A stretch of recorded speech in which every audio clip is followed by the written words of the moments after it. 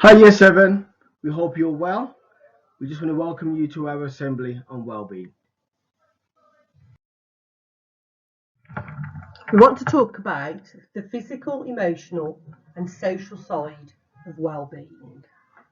Well-being, a state of complete physical, mental and social well-being. It's not merely the absence of disease or infirmity. Quite a big statement, but hopefully we'll explain as we go on. Physical health. What is it? Good physical health is linked to fitness, being able to perform effectively, the physical tasks involved in life as well as sport. Importantly, enjoying being physically active, having a good balance, coordination, having strength, stamina, having fewer illnesses, diseases and injuries. So how does that look practically for you guys in Year 7?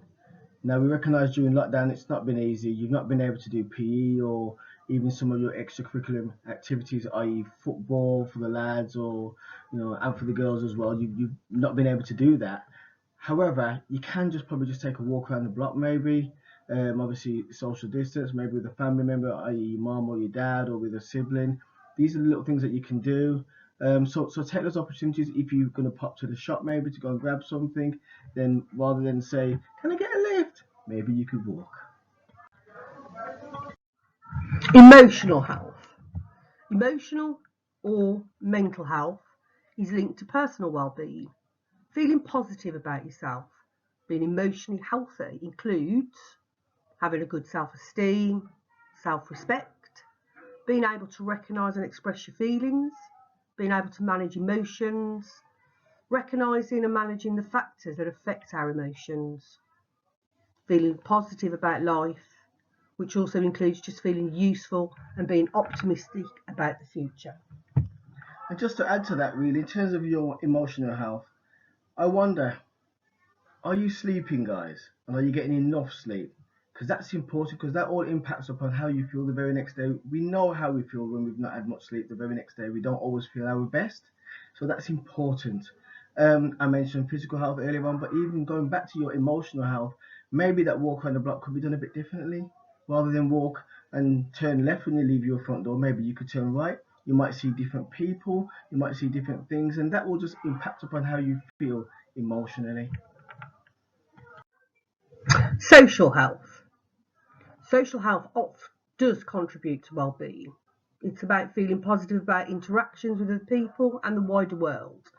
Being socially healthy includes 1. Being able to interact with a range of people and having a sense of belonging, having respect, empathy and tolerance for others, being able to manage emotions to suit the situation, recognising and managing the effects of actions on others, being aware of the rights and responsibilities. During lockdown again, we know that socially things have been a bit difficult.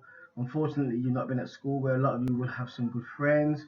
However, you can still make contact with people socially. Check in on mom, check in on dad, ask them how they are. Maybe you could make them a nice cold drink of squash. Maybe you could do something a bit different. All of these things impact upon you socially. Play a board game, read a book. Do different little things that will help you make you and maybe help others feel better socially. So in conclusion, Year 7, take every opportunity if you can, obviously with parental permission, to go out, get some exercise and some fresh air if you can. Get enough sleep. Sleep's important, guys. Fruit and veg, and make sure you're drinking enough water.